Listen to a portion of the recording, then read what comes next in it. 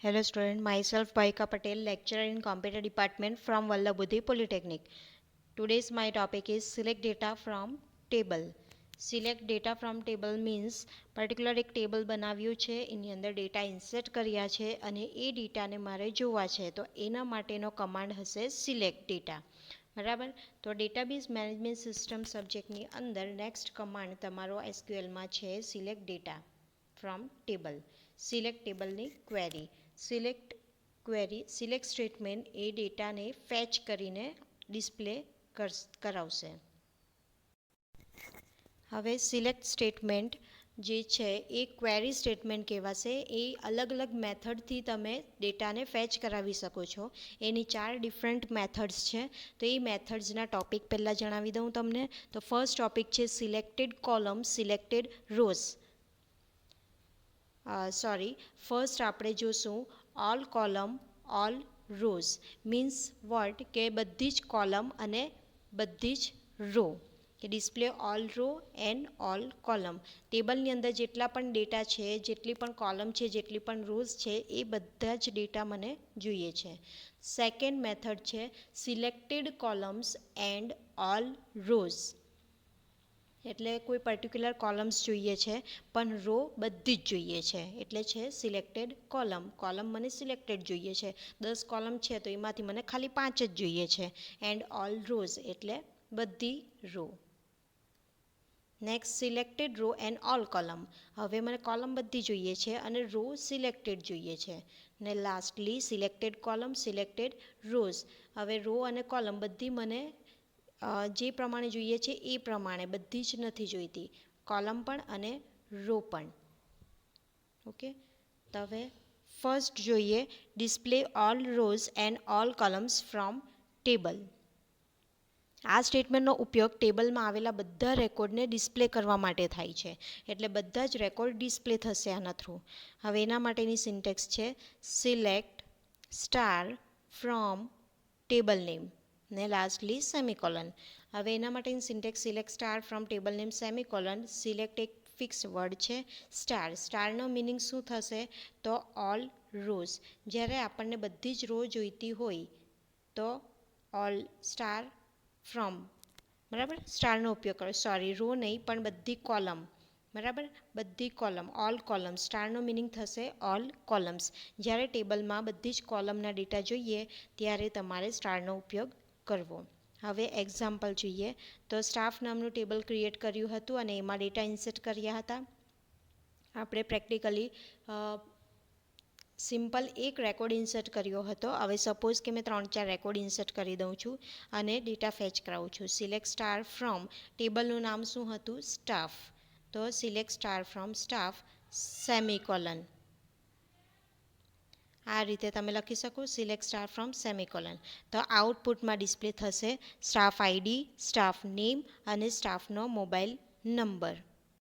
હવે સપોઝ ટેબલની અંદર મેં 4 રેકોર્ડ ઇન્સર્ટ કરાવેલા છે. સ્ટાફ આઈડી 1, 2, 3, 3 અને સ્ટાફ નેમ્સ છે સિયન્સ ચેકનિક. આ રીતે અલગ અલગ રેકોર્ડ્સ મેં ઇન્સર્ટ કરાવેલા છે અને એના પર્ટિક્યુલર સ્ટાફના મોબાઈલ નંબર. તો આ પ્રમાણે આઉટપુટ આવશે. તો આ છે મારું display all rose and all columns. 4 records છે અને 3 કોલમ્સ છે. જે કોલમ્સ મેં બનાવેલી એ બધી કોલમ્સ છે.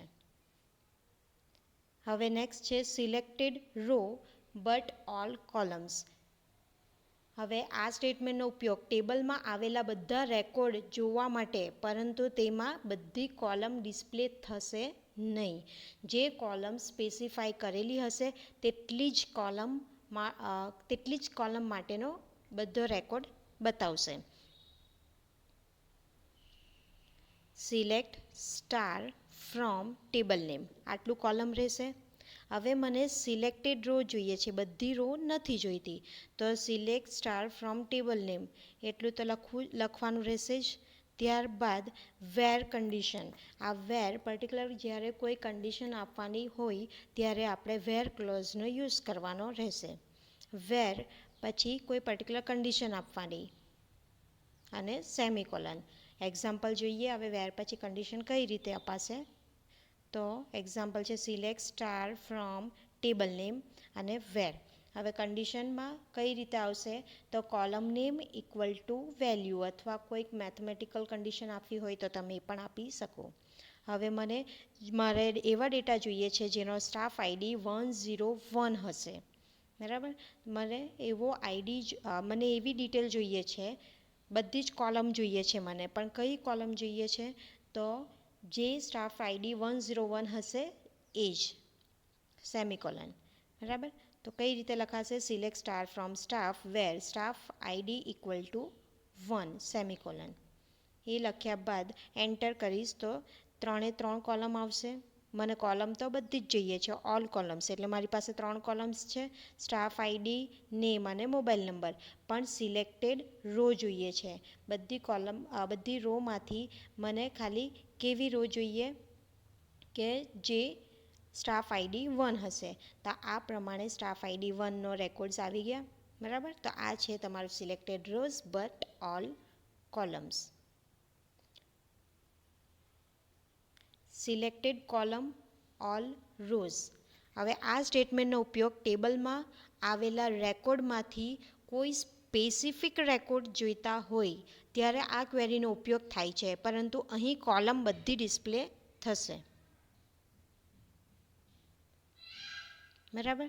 તો select column 1, column 2, column n from table name.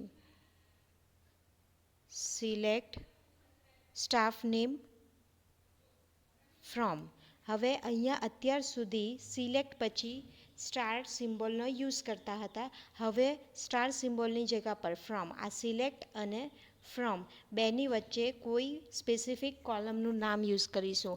એનો મિનિંગ શું થશે? Selected column. જ્યારે બધી કોલમ જોઈતી હોય ત્યારે તમારે યુઝ કરવાનો select star from table name. હવે મને સિલેક્ટેડ કોલમ જોઈએ તો હું યુઝ કરીશ કોલમનું નામ. હવે મને સ્ટાફ ટેબલમાંથી કોઈ પર્ટિક્યુલર કોલમ જોઈએ છે, તો કઈ કોલમ જોઈએ છે મને? સ્ટાફ નેમ ફ્રોમ સ્ટાફ, બરાબર. તો હું લખું છું select staff name from staff અને all columns, all rows. Rows મને બધી મળશે, પણ કોની? ખાલી સ્ટાફ નેમ નામની જે ડિટેલ હશે એની જ. Select staff name from staff. તો આઉટપુટમાં શું મળશે? ખાલી સ્ટાફ નેમ નામની કોલમ આવશે અને એની દરેક રો આવશે. ઓકે, તો આ છે તમારું સિલેક્ટેડ કોલમ અને ઓલ રોઝ. ત્યારબાદ સિલેક્ટેડ કોલમ, સિલેક્ટેડ રોઝ. હવે સિલેક્ટેડ કોલમ અને સિલેક્ટેડ રો કઈ રીતે થશે એ તમારે જાતે ટ્રાય કરવાની રહેશે. હિન્ટ આપી દઉં તો સિલેક્ટેડ કોલમ છે, સિલેક્ટેડ કોલમ એટલે તમારે આ રીતે કોલમનું નામ આપવાનું રહેશે. Select column name from table name અને સિલેક્ટેડ રો છે તો વેર કન્ડિશન આપવાની રહેશે. તો તમે એ પ્રમાણે ટ્રાય કરી શકો છો. ઓકે, તો લાસ્ટ જે મેથડ છે એ તમારે જાતે ટ્રાય કરવાની રહેશે.